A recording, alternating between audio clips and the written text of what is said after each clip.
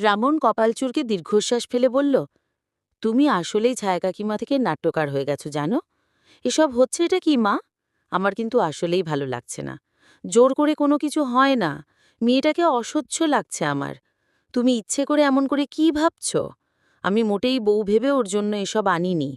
একটা মানুষ ভেবে মায়া হয়েছে, তাই এনেছি। এটাকে অত বড় করে অতিরিক্ত কিছু ভাবার মানে নেই।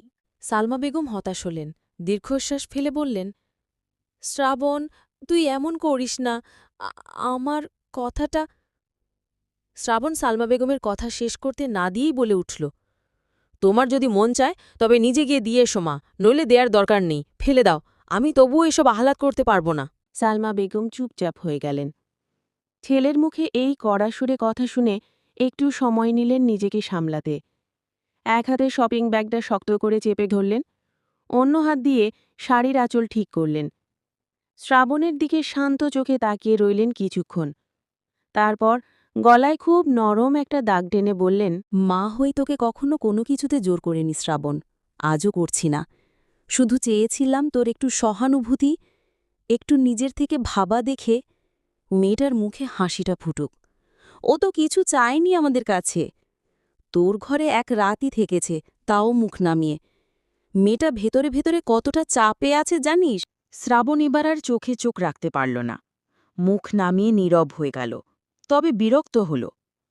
সালমা ব্যাগটা নিধির বুকের কাছে টেনে নিলেন, ধীরে ধীরে বললেন, তুই যদি না দিতে চাস আমি দেব। তবে জানিস, কিছু কিছু জিনিস নিজের হাতে না দিলে তার মূল্য বোঝা যায় না। আমি শুধু চেয়েছিলাম তুই সেটা বুঝিস। ঠিক আছে, থাক, তুই শান্তিতে থাক, আমি দিয়ে আসছি। বলেই সালমা বেগম ধীরে ধীরে চলে গেলেন পাশের ঘরের দিকে। শ্রাবণ দাঁড়িয়ে রইল দরজার ফ্রেমে। তার গলা শুকিয়ে গেল যেন। একটা ভারী অস্বস্তি জমে বসল বুকের মধ্যে। কিছু একটা বলার ছিল তার, কিন্তু কথাগুলো আটকে গেল গলায়। সে জানে তার মা তাকে দোষ দিচ্ছে না, কিন্তু কেন জানি আজকের কথাগুলো কেমন বিধে গেল তার ভেতরে। সত্যিই তো, জোর করে কেউ কিছু বলেনি, শুধু একটু সদিচ্ছার কথা ছিল। এতটা কঠিন হয়ে গেল কেন তার জন্য? একটু ধীরে ধীরে দরজা বন্ধ করল শ্রাবণ।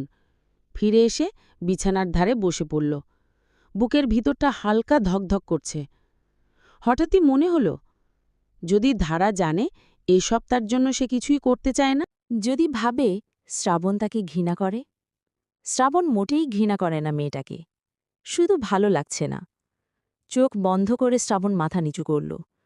কিছু জিনিস আসলেই বলে না, বুঝিয়ে দিতে হয়।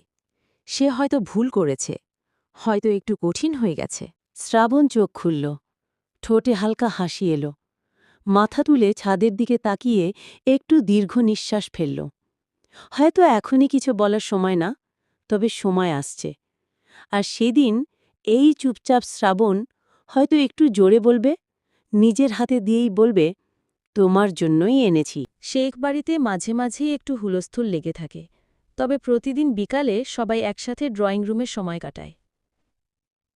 প্রতিদিনের মতো আজও বিকালে বাবু নামে সার্ভেন্টটা এসে শ্রাবণকে ডেকে বলল, ছোট সাহেব, বড় সাহেব আপনাকে নিচে ডাকছেন, সবাই একসাথে একটু নাস্তা করবেন।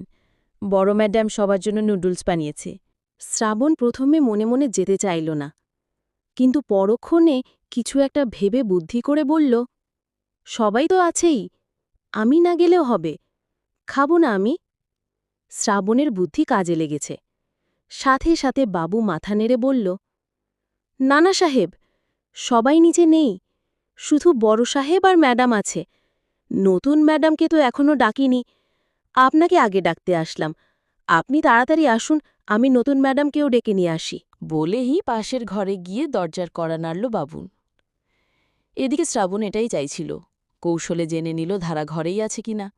সে দ্রুত বিছানা থেকে নেমে ড্রেসিং টেবিলের ওপর রাখা সোনার চেনটা হাতে নিয়ে বেরিয়ে পড়ল।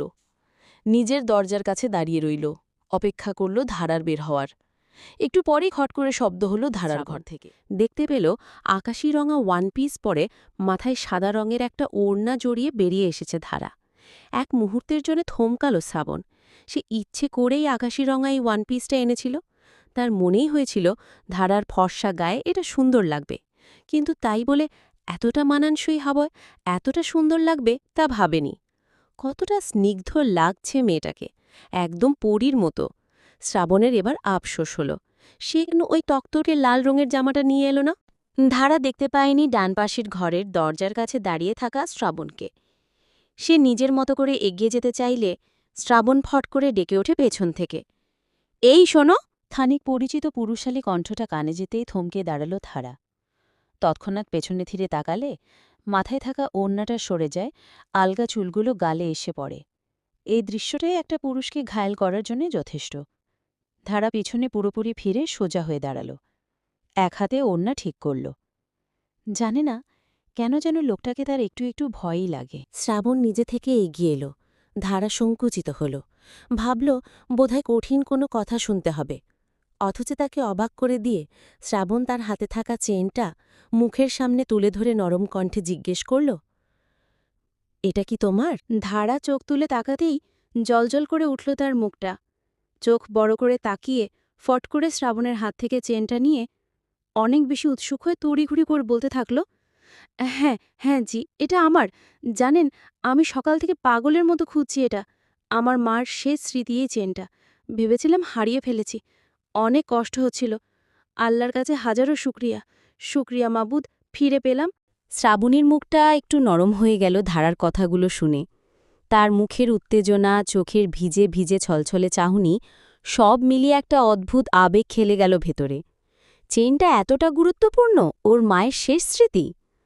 এইটুকুন সময়ে মেয়েটা ওর সামনে এতটা মন খোলামেলা হয়ে পড়ল, এতটা স্বাভাবিক। শ্রাবণ একটু চুপ করে রইল। ভালো লাগল তার। চেইনটা হাতে নিয়ে যেভাবে ধরা দিয়েছিল, যেন কোনো দামি গয়না নয়, বরং সে নিজে কোনো জরুরি দায়িত্ব শেষ করছে, আর সেই দায়িত্ব এখন সম্পন্ন হয়েছে। ধারার মুখের দিকে না তাকিয়ে হালকা গলায় শ্রাবণ বলল, বোধহয় সকালে গোসল করার সময় খুলে পড়ে গেছে। আমি বাথরুমের ফ্লোরে পেলাম। এখন থেকে ঠিকঠাক করে রেখো, দেখো আবার হারিয়ে ফেলো না। এসব ছোটখাটো জিনিস হারালে খুঁজে পাওয়া মুশকিল। ধারা এক মুহূর্ত থেমে হেসে ফেলল। তার হাসিটা ছিল নিঃশব্দ, একদম চোখ দিয়ে ফুটে উঠল। সে মাথা নিচু করে বলল, জানি না কি করে খসে পড়েছিল, এখন থেকে খেয়াল রাখব। অনেক ধন্যবাদ আপনাকে। আপনি না পেলে আমার হয়তো আর ফিরে পাওয়া হতো একটু না। নড়ে চড়ে নিল নিজের ভেতরের অস্বস্তি সামলাতে। ধারা এর মধ্যেই চেনটা আবার গলায় পড়ার চেষ্টা করল। শ্রাবণও দাঁড়িয়ে দেখতে থাকল। ২-৩বার চেষ্টা করার পরেও চেনের হুকটা লাগাতে পারছে না ধারা। বিরক্তিতে কষ্টে মুখ কুঁচকে রেখেছে সে। কি আশ্চর্য, চেইনের হুক লাগছে না যে। ধারাকে বারবার চেন পরতে ব্যর্থ হতে দেখে গলা খাকারি দিয়ে হাত পেতে দিয়ে শ্রাবণ বলল, আমার ধারা চোখ তুলে তাকাল। বাধ্যর মতো এক বাক্যেই শ্রাবণের হাতে দিল চেনটা। শ্রাবণ এবার চেনটা হাতের মুঠোয় নিয়ে তৎক্ষণাৎ আদেশ ছুড়ে দিল, ওদিকে ফিরে তাকাও। প্রথমে বুঝল না ধারা, নিশ্চিত হতে শুধালো, হুম। শ্রাবণ ঢোক গিলে তাকালো মেয়েটার দিকে। এক মুহূর্তের জন্য চোখে চোখ পড়ল, তবে দ্রুত চোখ সরাল শ্রাবণ। আগের থেকেও গম্ভীর গলায় বলল, পেছনে ঘুরতে বলেছি। ধারা মাথা নেড়ে পিছনে ঘুরল। শ্রাবণ এবার এক পা এগিয়ে এলো, ধারার মাথা থেকে ওড়না নামিয়ে দিল। সাথে সাথে দৃশ্যমান হল খোপা করে রাখা চুলের আড়ালে ফর্সা ঘাড়টা। এক মুহূর্তের জন্য থমকে গিয়ে নিজের উপরেই বিরক্ত হল শ্রাবণ। মেয়েটা কতটা ছোট, কিন্তু তবুও তাকে এইভাবে টানছে কেন? কিসের এত টান? কখনো তো আগে এমন হয়নি। বিদেশে গিয়ে হাজারো মেয়ে দেখেছে সে, কই তবুও তো এমন অনুভূতি টের পায়নি। শ্রাবণ নিজেকে ধাতস্থ করার চেষ্টা করল, কিন্তু তার নিঃশ্বাস একটু অগোছালো হয়ে উঠেছে। ওর সামনে দাঁড়িয়ে থাকা মেয়েটার ফর্সা ঘাড়, আড়ালে থাকা নরম চুলের গন্ধ, বিকালের হালকা আলো, সব মিলিয়ে যেন একটা নীরব অস্বস্তির ঘূর্ণি তৈরি হয়েছে ভেতরে। ধারার হাত থেকে নেওয়া চেইনটা সে সাবধানে মেয়েটার গলায় পরিয়ে দিল। হুকটা লাগাতে একটু সময় লাগল। আঙুল কাঁপল না ঠিকই, কিন্তু মনটা কাঁপছিল। খুব সাবধানে এমনভাবে পড়াল যাতে আঙুলের স্পর্শ মেয়েটার শরীরে না লাগে।